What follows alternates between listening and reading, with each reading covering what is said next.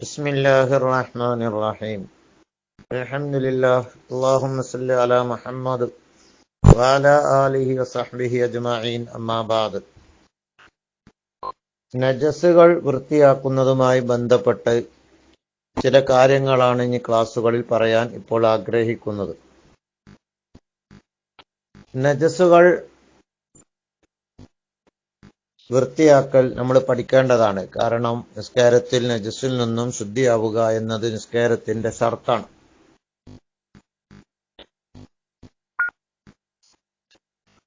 നജസുകൾ ഏതെല്ലാമെന്ന് നമുക്കറിയാം. കാഷ്ടം, മൂത്രം, രക്തം, ഛർദിച്ചത്, നായ, പന്നി, കള്ള്, ഇങ്ങനെ ധാരാളം നജസുകൾ ഉണ്ട്.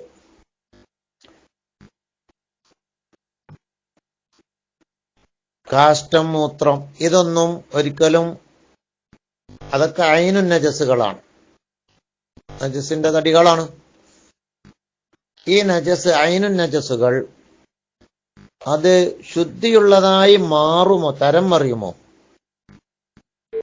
എന്ന് ചിന്തിക്കുമ്പോൾ 3 ഐനുൻ നജസുകളാണ്, നജസിന്റെ തടികളാണ് ശുദ്ധിയായി തരം മറിക്കുക. 3 വസ്തുക്കൾ അത് ശുദ്ധിയായി മാറും. ഇപ്പൊ കാഷ്ടം ഒരിക്കലും അത് ശുദ്ധിയായി മാറൂല, ആ കാഷ്ടം നജസായി തന്നെ കാലാകാലം നിൽക്കും. മൂത്രം ഒരിക്കലും ശുദ്ധിയായി തരം മറിയൂല, അത് എന്നും നജസ് തന്നെയായി നിൽക്കും. എന്നാൽ 3 വസ്തുക്കൾ, 3 നജസുകൾ അത് തരം മറിഞ്ഞ് ശുദ്ധിയുള്ളതായി മാറും. അതേതൊക്കെ? 1 കള്ള്, ഖംർ. കള്ള് കുറെ സമയം അതിന്റെ നിബന്ധനകൾ പാലിച്ചെടുത്തു വച്ചാൽ സുർക്കയായി മാറും. കള്ള് സ്വയം സുർക്കയായി മാറിയാൽ, വേറെ അതിലേക്കൊന്നും ഇടാതെ സ്വയം സുർക്കയായി മാറിയാൽ, സുർക്കയായിപ്പോൾ ആ കള്ള് തരം മറിഞ്ഞിട്ട് സുർക്കയായി മാറി, എന്നാൽ ആ സുർക്ക ഉപയോഗിക്കാം. ആ നജസ്, ഐനുൻ നജസായ കള്ള് സുർക്കയായി മാറി, ഇപ്പോൾ അത് ശുദ്ധിയുള്ളതാണ്. അപ്പോൾ തടിയുള്ള നജസിന്റെ തടി തരം മറിഞ്ഞ് നജസിൽ നിന്നും ശുദ്ധിയിലേക്ക് എത്തുന്നു. ഇനി രണ്ടാമത്തെ ഒരു സാധനം, 1 കള്ള് സ്വയം ആവണം, അതിലേക്ക് നീ ഇട്ടിട്ടാവരുത് എന്ന നിബന്ധനകളൊക്കെ ഉണ്ട്. ശവത്തിന്റെ തോല്, ഏത് ശവത്തിന്റെ തോലും ഊറക്കിട്ടാൽ ശുദ്ധിയാകും. നായ, പന്നി ഒഴികെയുള്ളതാണ് ഊറക്കിട്ടാൽ ശുദ്ധിയാവുക, ശവത്തിന്റെ തോല്.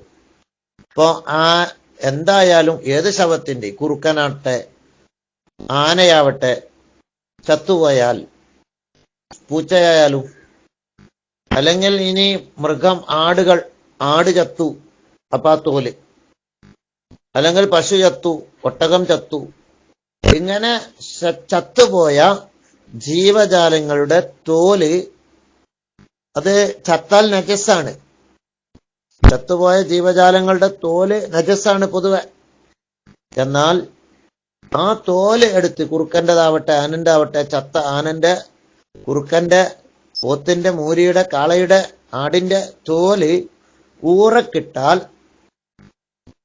ഊറക്കിട്ടാൽ ആ ശവത്തിന്റെ തോല് ഊറക്കിട്ടാൽ അത് ശുദ്ധിയായി മാറും. പിന്നീടത് ഒരു വട്ടം കഴുകി നല്ല വൃത്തിയാക്കിയാൽ ശുദ്ധിയായി. ഊറക്കിട്ട് ശുദ്ധി വന്നതിന് ശേഷം ഒന്ന് ശുദ്ധിയായി. പിന്നെ അത് ഉപയോഗിക്കണമെങ്കിൽ ജസ്റ്റ് ഒന്ന് കഴുകുന്നത് നല്ലതാണ്, കഴുകണം. അപ്പോ 2 സാധനമായി. കള്ള് സുർക്കയായാൽ, സ്വയം സുർക്കയ, വേറൊന്നും ഇടാതെ. ശവത്തിന്റെ തോല്, ഏത് ശവത്തിൻ്റെതായിട്ടും ഊറക്കിട്ടാൽ. പിന്നെ ഒരു വസ്തു തരം മറിഞ്ഞാൽ ശുദ്ധിയാകുന്ന മറ്റൊരു വസ്തു ഉണ്ട്, അതേതാ?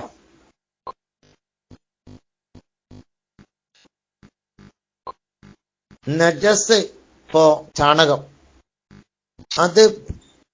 അതിൽ നിന്ന് പുഴുക്കൾ ഉണ്ടാവും. ആ ചാണകം തന്നെയാണ് ഈ പുഴുവായി മാറുന്നത്. അപ്പോ നജസായ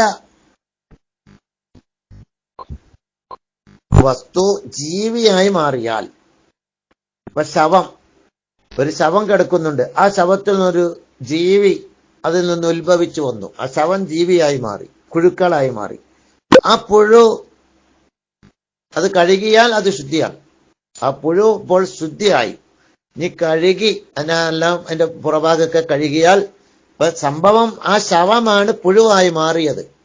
അപ്പൊ ശവം നജസാണെങ്കിലും പുഴു ശുദ്ധിയുള്ളതാണ്. പുഴുവിന്റെ മേത്ത് ആ ശവത്തിന് അംശങ്ങളൊക്കെ ഉണ്ടെങ്കിൽ അത് കഴുകണം, പുഴു ശുദ്ധിയാണ്, പുഴു അതിന് നജസ് അല്ല. അപ്പൊ 3 വസ്തുക്കൾ തരം അറിയുമ്പോൾ ശുദ്ധിയാകുന്ന വസ്തുക്കളാണ്. കള്ള്, ശവത്തിന്റെ തോല്, അത് ഉറക്കിട്ടാൽ. പിന്നെ നജസായ വസ്തുവിൽ നിന്നും പുഴു ഉണ്ടാകുമ്പോൾ ആ പുഴു ശുദ്ധിയാണ്. ആ പുഴുവിനെ കഴുകിയ ശേഷം കിശിയിൽ നിസ്കരിച്ചാല് അപ്പൊ ശവാണ് ആയിരുന്നു, അത് ഇപ്പൊ പുഴുവായി മാറി. അപ്പൊ അത് കഴുകിക്കാണ്ട് കിശിയിൽ നിസ്കരിച്ചൊന്ന് കൂട്ടിക്കോ, അത് നിസ്കാരം കുഴപ്പമില്ല. ഇത്തരം കാര്യങ്ങൾ നാം ഇന്ന് മനസ്സിലാക്കുക. അപ്പോ ഐനുൻ നജസ്, കാട്ടം, മൂത്രം, അതൊന്നും ഒരിക്കലും പിന്നീട് ശുദ്ധിയായി തരമറിയൂല, അതാ നജസായി തന്നെ നിൽക്കും. ഈ 3 വസ്തുക്കൾ മാത്രമേ ശുദ്ധിയായി തരമറിയുകയുള്ളൂ. ഈ കാര്യങ്ങൾ നമ്മൾ മനസ്സിലാക്കുക. അള്ളാഹു തൗഫീഖ് നൽകട്ടെ, അള്ളാഹു നമുക്ക് ബുദ്ധിശക്തി നൽകട്ടെ, ഇൽമ നൽകട്ടെ. അസ്സലാമു അലൈക്കും.